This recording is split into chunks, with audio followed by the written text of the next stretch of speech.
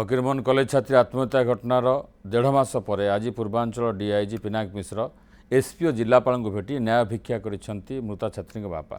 तांको झीर मृत्यु पछरे प्रत्यक्ष और परोक्ष भाव में संपृक्त समस्त अभियुक्तों विरोध में दृढ़ कार्यानुष्ठान दाबी करछंती। अन्यपटे डीआईजी पिनाक मिश्र एसबू विषय में क्राइमब्रांच को जणाइबे बोली कहिसेंती।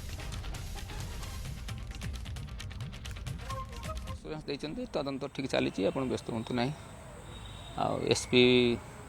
डेफिनेटली जेहेतु गोटे क्राइम ब्रांच टेकअप करुँच सीधा सड़क से कौन प्रकार